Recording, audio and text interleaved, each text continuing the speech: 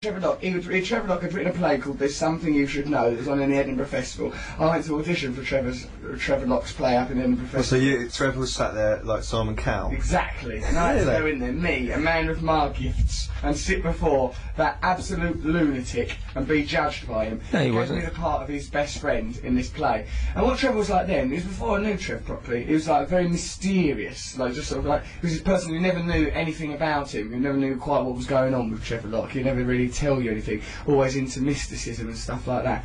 But it was lovely to me, and the play was dead good, and we had really good, I didn't talk to him that much off stage, but we had really good chemistry on stage. The play we done was really brilliant. And funny, wasn't it, Trev? It was funny. We got great reviews. Great reviews. We sold out. One review said that the scenes between the two men are comic genius. The only person that can match up to Trevor Lock is Russell X. Didn't know my surname. Really? Russell X. Yeah. They didn't know because this was years ago. He was an unknown. Because you used to call yourself Russell X. I was inspired by the works of Elijah Muhammad. I thought, I'm not using my slave name of brand for another minute. You shall know me as Russell X. So I immediately knew Trevor was that special, lovely person.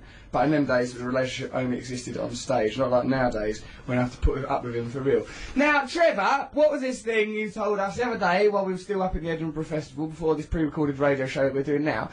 Trevor Lock admitted, right, me and Matt said, oh, when we were kids, wasn't it lovely when you'd come across a little fledgling bird and you'd try and save it? Matt goes, oh yeah, I remember feeding them bits of mince and taking them into my house. I goes, oh yeah, I remember having one live in the back of my AT-AT Walker, like, you know, the AT-AT Walker Star Wars toys. Other Star Wars toys are available, and, you know, so you could get something from Blake 7 or whatever that other game was, right? And, like, I had this bird living in the back of it, pooing all over the stormtroopers, and it died. And all your baby birds died as well, didn't they, Matt? Well, that's my mum made me put them outside, and the cat's got them. Oh no! But I think if you find a baby bird, you should just leave it there because its mum might come and get it. You're saying that like this, you've got a public service duty to say that, like you think there's going to be fleets of teenagers running out into wrecks and parks all over the country, snatching nestlings and clamping them to their bosom. If you find a baby bird, I think the best thing that you can do is to leave it where it be. Oh, hold on. Alternatively, Matt, that's a good idea. Leave it where it is, or take it and nourish it. Hold on, a third option's appeared to me. What you could do is this the Locky. This is the cocky-locky method. The cocky-locky method. Get 6 baby blue tits and your mate Derek Jessup. It wasn't called Derek. What's he called? He was called Jason Claricoats. Jason Claricoats. He was older than me. Jason Claricoats, get a spade and smash the skulls of 6 baby blue tits. They decapitated them with a spade. Didn't you, Trevor? I didn't do it. I asked Jason. I asked Jason to do it. Or Jason Weathercoats. Didn't you?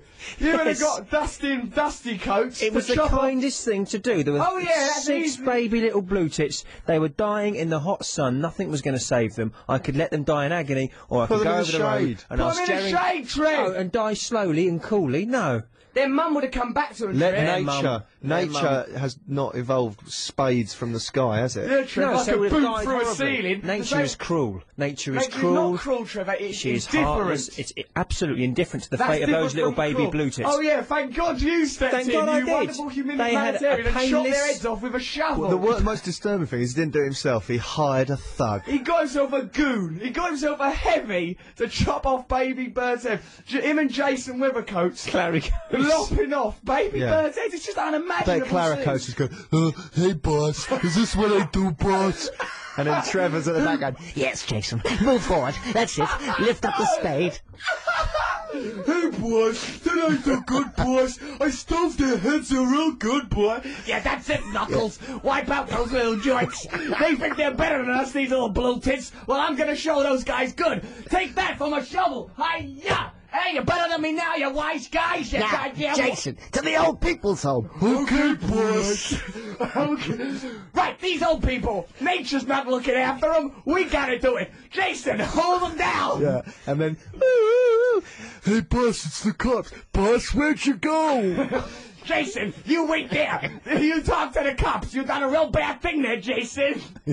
How dare you use Jason Weathercoats as a murder device, as you are like an impotent sex offender with a brute assistant, aren't you, Trevor? No, I'm not. You've made that much worse than it actually was, and Jason was happy to do it. He knew it was the kindest thing to do. Sometimes you've got to be cruel. Jason loved his work. You telling me? How long did you talk to Jason? What about vets who put puppy dogs down? Yeah, vets!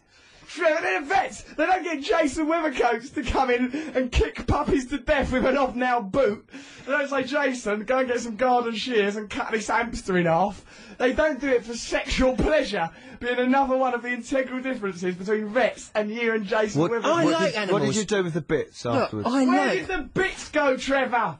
They went down the back of the hedge. That's where that back of the hedge. I bet there's a heap of bodies a metre high from Trevor's. I like animals, and I've always tried to look after them. Yeah, I know. You're lovely. I'll tell you, you remind me of St Francis of Assisi. I remember that particular parable of St Francis of Assisi who's been all followed by birds, and then he got his dumb goon assistant, Jason Weathercoats, to smash their heads in on an Evel Knievel bike ride red toy thing that you have when you're a kid. What is wrong with you, Trevor? Nothing. I care too much. That is what I could have. Any crime, I could have just Trevor walked. not caring too much, or it could be that his crime is killing in God's little creatures.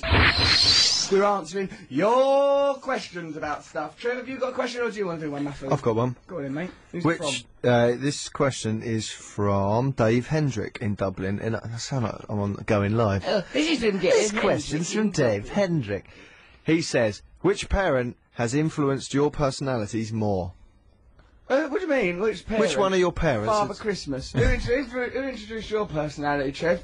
Peter Sutcliffe, Fred West. Where'd you get it from? The chopping off birds' heads, the getting that trout, the crimes that continue. Well, that's to from my this day. dad. That's from my dad. Because once when I caught a little. You don't even deny it. I know. I caught a little mouse. Oh. And she was pregnant. Oh, no, Trev. She gave birth. Well, so in you the thought she was a nesting. slut, did you? This mouse is a slut. Why don't you get Jason Weathercoats round? Hey, Jason, this mouse is a little slag. Why don't you take care of her? She's pregnant. She got no wedding ring, Jason. Okay, boys. You want me to rough her up a little, boys? Listen, I liked catching mice alive. dryer, boys. Listen. Shall I pop her in the dryer? She's real wet, boys. Go on, you got a pregnant mouse, or did you get a mouse pregnant, Trev? I can't remember anymore of you. Did you get a pregnant mouse, or did you get a mouse pregnant? I caught a little mouse in my catch alive trap so that I could study it and look after it and keep it and then let it Study go and then let it go. Study? This is ridiculous. So what happens? Look up its bum, you little pervert. You and Overnight. Jason Weathercoats dress it up in a nightie and cuddle it like it's all a pair of his wife. Hey, boys, I'm cuddling him too tightly now. Come on, Trev, what happened? She gave birth in the night, so when I opened the nesting box in the morning, there were these 6 pink little babies. Tiny little fellas they were. Look like the tip of your finger. Tip When of do your you finger. usually do that, mime? Now, I couldn't look after them because, you know, I was going away on You and holiday. Jason Weathercoats were out doing hits in the woodlands, wiping out Sylvanian families with an axe. I said to my dad, I said, it'll be all right. We'll just put them, you know, outside in the thing, and it'll be fine. He said, nah, they won't survive.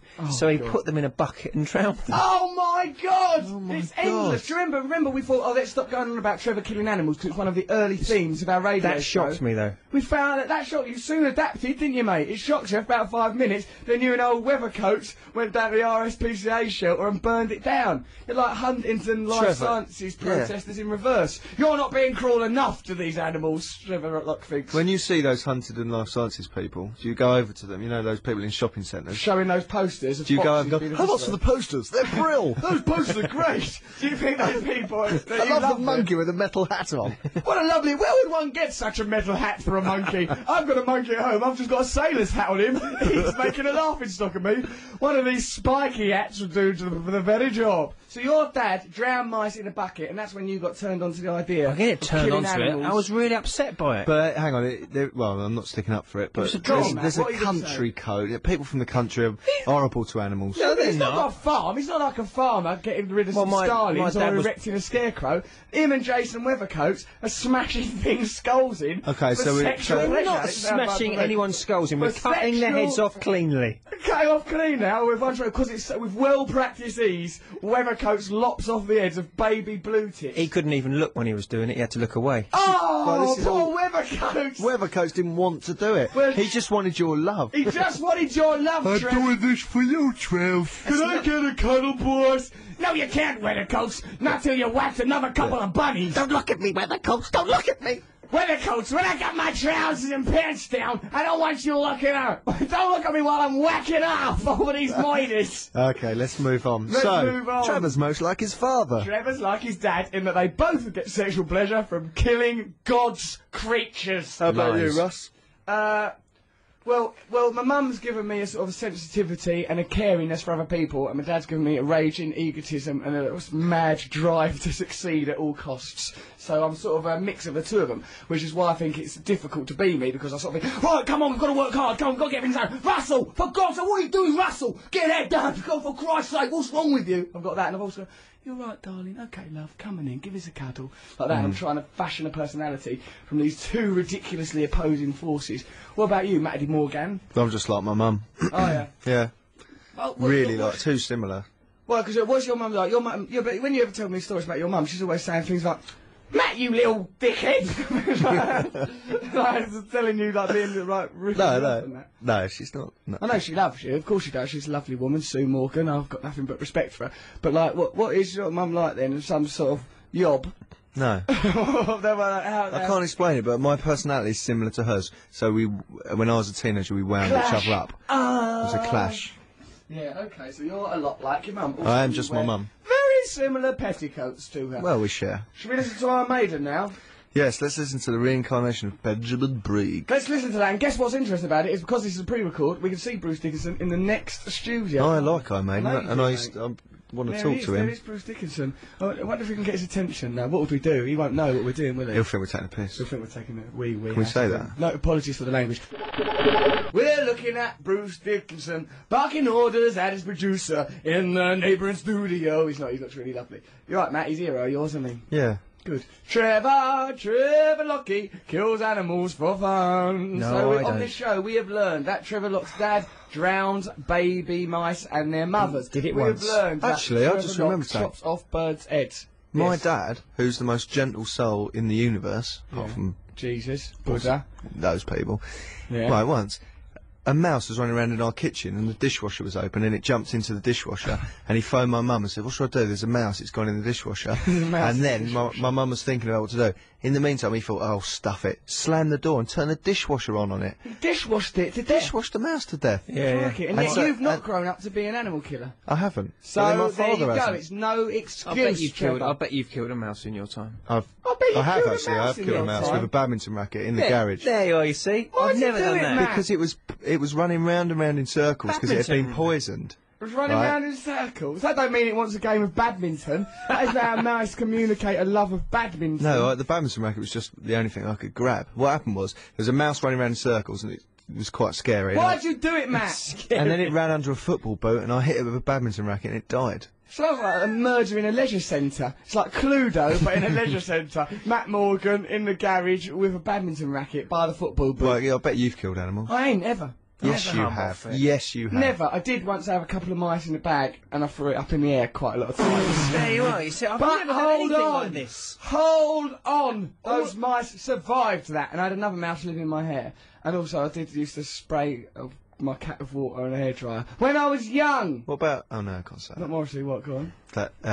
Go on. The stuff you had in your hand and that dog ate it. Oh, that was ever so funny. I once did a terrible. You can't thing. say that, though.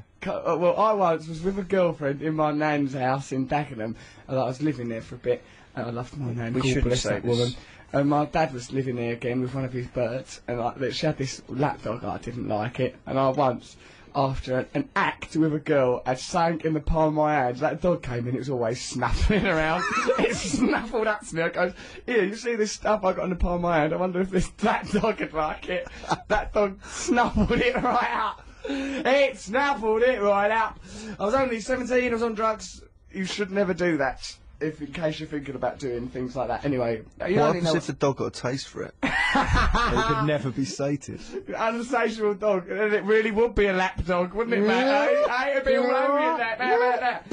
Right, we're talking about questions that people have asked us on this show, and God knows what questions will be asked us in the future now that we've revealed ourselves to be animal torturers. God's sakes. Well, let's not talk about Hold animals on, anymore. here's one. Claire Ashby in de la Zouch.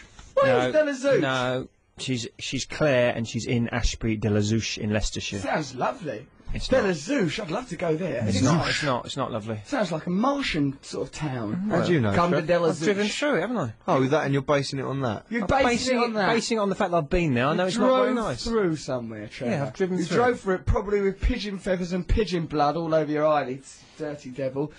I have a question, says Claire from Della Zouche.